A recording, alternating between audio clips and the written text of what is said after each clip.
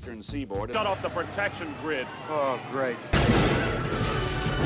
You think you know Ghostbusters, proton streams, Stay Puft, Bill Murray wisecracks, all etched into your brain like the smell of burnt marshmallow. But the truth, the movie you love was almost an entirely different beast. One with space travel, demon dogs made of rubber nightmares, and a villain that wasn't even a marshmallow at all. Strap in, because the ghosts aren't the only thing that'll haunt you after this list. Love your classics with a twist of the bizarre? Subscribe for more ghostly deep dives, hidden Hollywood chaos, and facts too strange to fit in the making of Doc. New videos every week that'll make you see your favorite films in an entirely new light, whether you're busting ghosts or just watching the slime fly. Here are 15 weird and wild facts you didn't know about Ghostbusters.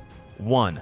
The original script was set in space. Before New York got slimed, Dan Aykroyd's first draft of Ghostbusters was a sprawling sci-fi epic set in the far future. Ghostbusting was a galaxy-wide industry, with multiple teams, high-tech weapons, and battles in alternate dimensions. Think Star Wars meets Paranormal Exterminators. The budget for this? Impossible. Columbia Pictures told Aykroyd it would cost hundreds of millions in 1980s money. That's why Harold Ramis was brought in, to wrangle the madness into a grounded, present-day story. The only survivors from that original fever dream: proton packs, ghost traps, and the idea that busting makes you feel good no matter the planet. 2. Slimer was inspired by John Belushi. Slimer isn't just a green blob of chaos, he's a tribute, specifically to John Belushi, Dan Aykroyd's Saturday Night Live co-star and best friend, who died in 1982. Aykroyd described Slimer as the ghost of Belushi, a gluttonous, unpredictable presence who barrels through a hotel hallway like Bluto smashing a cafeteria. Special effects artist Steve Johnson was told to capture Belushi's energy in gelatinous form. The crew even called him the Onion Head Ghost before the name Slimer stuck. Next time you watch him guzzle hot dogs straight from a cart, you're basically watching Belushi reincarnated, if he'd been turned into radioactive lime jello. 3. The Stay Puft Man wasn't cheap or safe. You might think Stay Puft was just a big, goofy inflatable. Nope.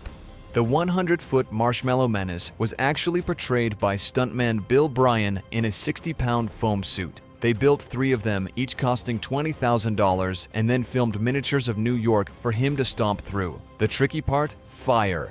The suit was coated in flammable materials, and Bryan had to walk near real pyrotechnics for the explosion scenes. One wrong move, and he'd have gone up like, well, a toasted marshmallow. The sweetness was all a lie. Stay Puft was basically a walking fire hazard with a smile. The library ghost was way scarier at first. The opening scene's ghost, that sweet old librarian who turns into a banshee, originally had a much gorier transformation. Early makeup tests showed her with rotting flesh, exposed bones, and slime dripping from her eye sockets. It was so horrifying, test audiences screamed, and not in a fun way. Director Ivan Reitman realized they'd overshot the family comedy part of the movie and toned it down. The final ghost still jump scares you, but it's more spooky grandma than rotting corpse demon. Somewhere in a vault, though, that original nightmare version is still floating around, waiting for the wrong film reel to get loaded.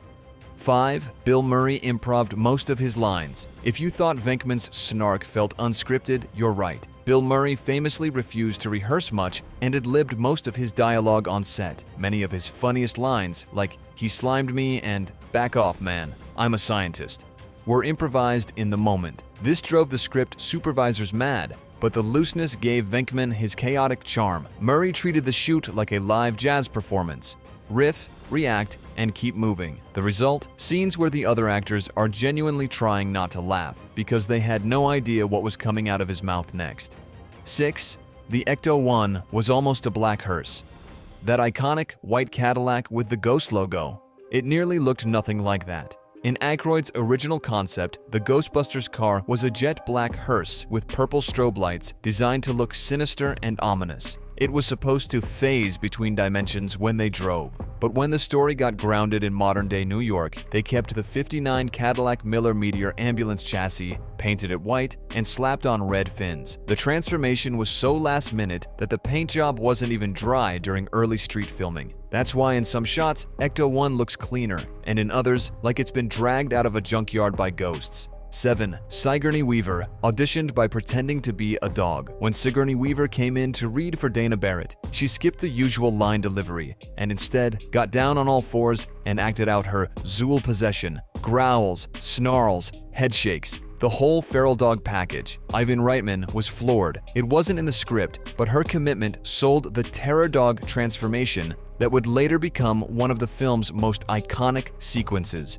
In a movie full of over-the-top male comedy energy, Weaver's instinct was to go even weirder. The fact that the director didn't immediately call security says everything about how perfect she was for the role. 8. The firehouse is two different buildings. The Ghostbusters HQ is actually a movie magic hybrid. The exterior shots were filmed at Hook and Ladder 8 in Tribeca, an active FDNY station, but the interior was shot on a soundstage, specifically in a decommissioned firehouse in Los Angeles. That's why the geography never quite makes sense. The New York exterior looks nothing like the LA interior layout. To this day, tourists visit the NYC station expecting to walk inside and see proton packs and slime samples, only to find working firefighters and no ghost containment unit, unless you count the lockers of old firemen's boots. 9. Gozer was almost played by Paul Rubens. Yes, Pee Wee Herman could have been your evil Sumerian god. Early drafts envisioned Gozer as a trickster figure who changed forms frequently, one of which was a creepy, over-energetic man in a suit. Paul Rubens was reportedly approached, but the concept shifted to a single form.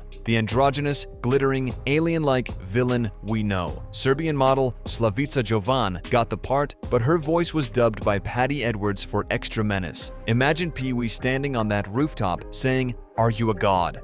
The movie would have been a very different kind of cult classic. 10. That marshmallow scene smelled awful. When Stay Puft explodes, it looks like the cast is getting showered with sugary fluff. In reality, it was 50 pounds of shaving cream dumped from above. The crew used the same foam firefighters use for training, harmless, but with an overpowering chemical scent. William Atherton, who played Walter Peck, got hit with the largest load, over 30 pounds in one drop. The force nearly knocked him over, and the stench lingered for hours. So that scene of everyone laughing and cheering, they were breathing in a cloud of barbershop-scented misery. Nothing like victory with a side of aqua velva. 11. The PKE meter was just a movie prop. Frankenstein, Egon's PKE, psychokinetic energy meter, looks like a piece of legit paranormal tech, but it's really a gutted Iona shoe polisher with some lights and antennas stuck on. The production crew raided hardware stores, junkyards, and thrift shops for anything vaguely sci-fi looking. The goal was to make ghost-busting gear feel like it had been cobbled together in a workshop, not ordered from NASA. The PKE's twitchy antenna arms were operated by a hidden trigger, so Harold Ramis had to time his scanning with a mechanical fidgeting. Watch closely and you'll notice he never really looks at the meter because it didn't actually do anything. 12. The mayor's office scenes were chaotic.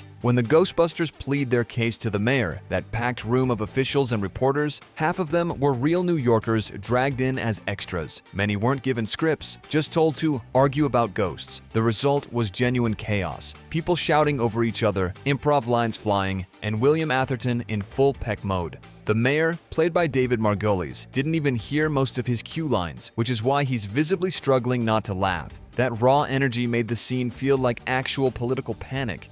Except the crisis wasn't a budget scandal. It was a 100-foot dessert rampaging through Manhattan. 13. Ray Parker Jr. wrote the theme song in 2 days. The Ghostbusters theme wasn't just catchy, it was almost instant. Columbia Pictures gave Ray Parker Jr. a last-minute job. Write something upbeat that says "Ghostbusting" in it. The deadline, 48 hours. He saw a late-night ad for a pest control company and thought, what if Ghostbusting was just another neighborhood service? The jingle practically wrote itself. He delivered the song, the studio loved it, and it hit #1 for 3 weeks. Lawsuits later claimed it sounded like Huey Lewis's "I Want a New Drug," but Parker shrugged it off. After all, when your hook is literally the movie's name, you've already won. 14. The mass hysteria speech was mostly improv Bill Murray's mid-film rant about cats and dogs living together.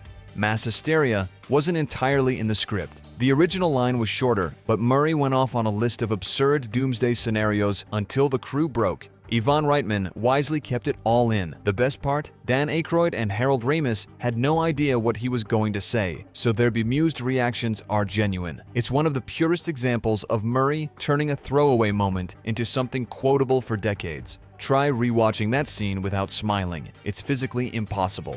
The film was nearly called Ghost Smashers. Before Ghostbusters became Ghostbusters, the working title was Ghost Smashers. Test audiences hated it, thinking it sounded like a cheap Saturday morning cartoon. The studio loved Ghostbusters, but there was a problem. The name was owned by a 1970s kids show. Rather than change it, Columbia took the gamble, filmed crowd scenes shouting Ghostbusters without legal clearance, and then paid a hefty licensing fee when they inevitably needed the rights. Good call. Ghost Smashers merchandise doesn't quite have the same ring.